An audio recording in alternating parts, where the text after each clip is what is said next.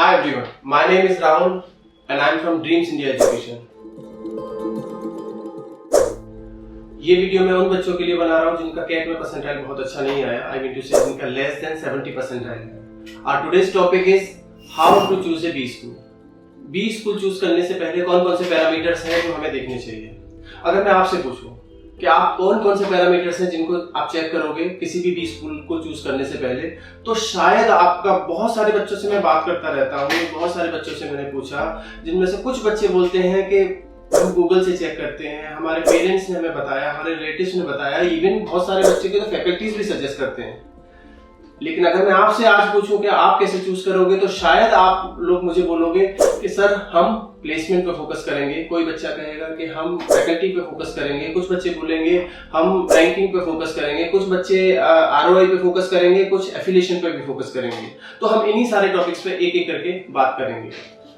चलो हम बात करते हैं लोकेशंस की। पहले जब हम लोकेशंस की बात करते हैं तब हमारे दिमाग में आता है कि हमें कहाँ जाना चाहिए। See if you are not getting good percentile in your CAT exam, then you should try for the tier 1 city only, like Delhi, Mumbai, Pune, Bangalore only. मैं इन सिटीज की बात आपको इसलिए बोल रहा हूँ क्योंकि इन सिटीज में ना आपको सिर्फ अच्छा प्लेसमेंट मिलेगा बल्कि आपको अच्छा एक्सपोजर भी मिलेगा। अब हम बात करते हैं अपने दूसरे टॉपिक की। Now we can talk about affiliation. Affiliation की बात जब हमारे दिमाग में आती है तो हमारे दिमाग में दो चीजें आएंगी, आइदर इट्स एन एमबीए और पीजीडीएम। व्हाट इज एमबीए और व्हाट इज पीजीडीएम? एमबीए एक डिग्री है, पीजीडीएम एक डिप्लोमा है। डिग्री हमेशा यूनिवर्सिटी देगी जो यूजीसी से रिकॉग्नाइज्ड होगी, यूनियन ग्रांट कमीशन। पीजीडीएम एक डिप्लोमा है जो आइदर एआईसीटी और ऑटोनोमस। जब हम यूनिवर्सिटीज की बात करते हैं तो यूनिवर्सिटीज तीन तरह से होती हैं। Number 1 central university, number 2 state university and number 3 deemed university. Central university like Delhi university, Banaras Hindu university, Aligarh Muslim university, Jawaharlal Nehru university, ये सारी एक जगह यूनिवर्सिटीज होती हैं। इनमें नंबर ऑफ सीट्स कम होती हैं, फीस भी काफी लोअर साइड पे होती है। Number 2 is private university. Private universities में Maharshi Dayanand universities, Agra university, Lucknow university, there are many more universities in state university. Number of seats in state universities is on higher side. Number 3 is private universities. Private universities like Amity University, Galgotia University, Sharda University, LPU University. There are many universities are like this. See, there are few students who are very much confused whether they go for the PGDM or they go for the MBA. I'll suggest you go either for the MBA or for the PGDM. You have to choose best institute. अगर FMS है तो MBA बहुत अच्छा है, IIM है तो PGDM बहुत अच्छा है। चलो आगे बढ़ते हैं और बात करते हैं फीस की। सी बहुत सारे कॉलेज अपने हिसाब से फीस रखेंगे, but you have to think ये फीस पे ज़्यादा करना है या नहीं करना है। फॉर एग्जाम्पल कुछ बच्चों के लिए फीस भी काफ़ी इंपॉर्टेंट फैक्टर रहता है। वो पूछते हैं सर फीस, किसी कॉलेज की फीस ज़्यादा है, किसी कॉलेज की फीस कम है, कुछ समझ नहीं आ रहा, कैसे पता करेंगे कि किस कॉलेज की फीस ज़्यादा है किसकी कम है। सी ये जो पैसा आप दे रहे हो किसी भी कॉलेज को, मुझे नहीं लगता ये कि कोई दान चंदा है जो किसी कॉलेज में, किसी गुरुद्वारे में या किसी मस्जिद में आपने दे दिया।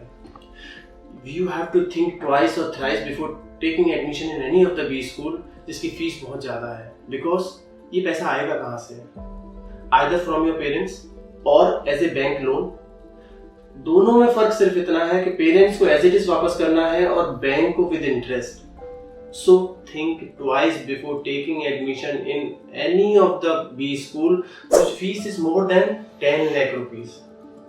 See, एक सिंपल सा फॉर्मूला होता है फीस रिकवर करने का। किसी भी कॉलेज का जो मर्जी फीस हो वो रिकवर होना चाहिए 1 साल और मैक्सिमम 2 साल के अंदर। इससे ज्यादा अगर फीस रिकवर करने में टाइम लगता है then I must say you cannot take admission in those institutes. चलो हम एक और टॉपिक कवर करते हैं इसमें। नेक्स्ट टॉपिक है हमारा फैकल्टी। कैसे पता करोगे किस कॉलेज की फैकल्टी अच्छी है और किसकी नहीं? चलो मैं अपने ऊपर लेता हूँ। मैं एक फैकल्टी हूँ और मुझे 15 साल का वर्क एक्सपीरियंस है। मैं कैसी फैकल्टी हूँ? शायद आप कहोगे सर अच्छी फैकल्टी हो। इसमें मैं एक और चीज ऐड कर देता हूँ। मैं एक फैकल्टी हूँ, मुझे 15 साल का एक्सपीरियंस है और मैं पास आउट हुआ है अहमदाबाद से। तो शायद अब मैं आपसे पूछूं मैं कैसी फैकल्टी हूँ तो आप बोलोगे सर आप बहुत अच्छी फैकल्टी हो। लेकिन रुकिए, एक और चीज, मैं अब आपसे कहता हूँ कि मैं एक फैकल्टी हूँ जो आई एम अहमदाबाद से पास आउट हूँ 15 साल का वर्क एक्सपीरियंस है, लेकिन 10 साल का एक्सपीरियंस कॉर्पोरेट में काम करने का है और 5 साल का पढ़ाने का है, तो शायद मैं पहले वाले से बेटर हो गया। लेकिन एक और चीज, अभी मैं इसमें एक और चीज अगर ऐड करूंगा कि मैं IIM अहमदाबाद से पास आउट हूँ, 15 साल का वर्क एक्सपीरियंस है, 10 साल का कॉर्पोरेट का है, 5 साल का पढ़ाने का है, और आज भी मैं किसी ऑर्गेनाइजेशन में काम कर रहा हूँ, तो शायद मैं और अच्छी फैकल्टी हो जाऊँ। तो जब भी आप किसी कॉलेज की फैकल्टी के बारे में सोचें, कोशिश करें कि वो फैकल्टी ना सिर्फ अच्छी कॉलेज से पास आउट हो, ना सिर्फ उसे पढ़ाने का एक्सपीरियंस हो, ना सिर्फ उसे किसी कंपनी में काम करने का एक्सपीरियंस हो, बल्कि वो आज भी किसी न किसी ऑर्गेनाइजेशन के साथ किसी न किसी पोजीशन से जुड़ी हुई हो, ताकि आपको वो करेंट का नॉलेज दे। चलो हम आगे बढ़ते हैं, बात करते हैं रैंकिंग की। ये रैंकिंग देता कौन है? ये रैंकिंग क्या मिनिस्ट्री ऑफ HRD देगा, गवर्नमेंट ऑफ इंडिया देगा, UGC देगा, AICTE देगा? नो, रैंकिंग देते मेरे जैसे लोग। मेरी अपनी खुद की रैंकिंग होगी, TOI की अपनी एक रैंकिंग होगी, शिक्षा की अलग होगी, पागल गाय की अलग होगी। हाँ, लेकिन कुछ ऑर्गेनाइजेशन, गवर्नमेंट ऑर्गेनाइजेशन भी रैंकिंग दे सकते हैं, जैसे NIRF। आजकल चर्चा चलती है NIRF ranking, but believe me, these rankings cannot give justification to the colleges because ranking is based on various parameters. Like हो सकता है किसी कॉलेज ने, किसी कॉलेज की फैकल्टी ने कितने जर्नल्स पब्लिश किए, कितना फैकल्टी ने रिसर्च किया, क्या क्वालिफिकेशन है उस फैकल्टीज की। सो आप रैंकिंग के हिसाब से ये पता नहीं कर सकते कि कॉलेज अच्छा है या बुरा है, या उसका प्लेसमेंट अच्छा है या बुरा है। So do not believe on this rankings है।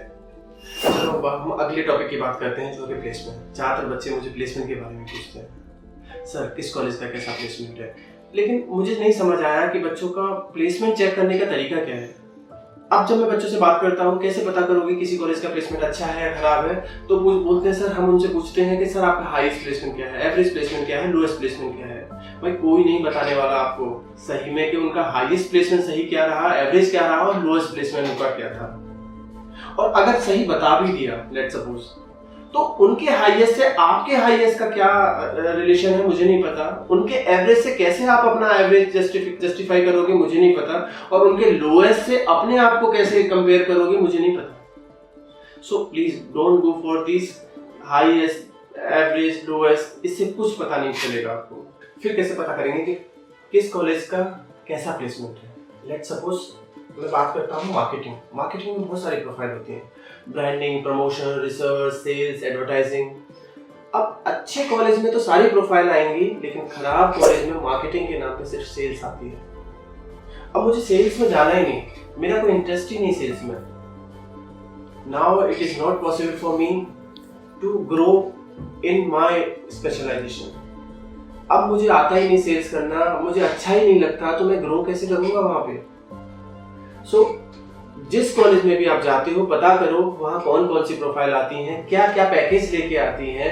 अब उस प्रोफाइल में जाना ना जाना वो मेरे ऊपर है, उस पैकेज पर सेलेक्ट होना ना होना it is only depend on me. पर कम से कम वो कॉलेज मुझे प्लेटफॉर्म तो दे। So this is all about the placement. अगर आपको ये वीडियो अच्छा लगा तो आप इसको सब्सक्राइब कर सकते हैं, और अगर अपने फ्रेंड्स को भी पहुंचाना चाहें तो उनको भी फॉरवर्ड कर सकते हैं। Thank you.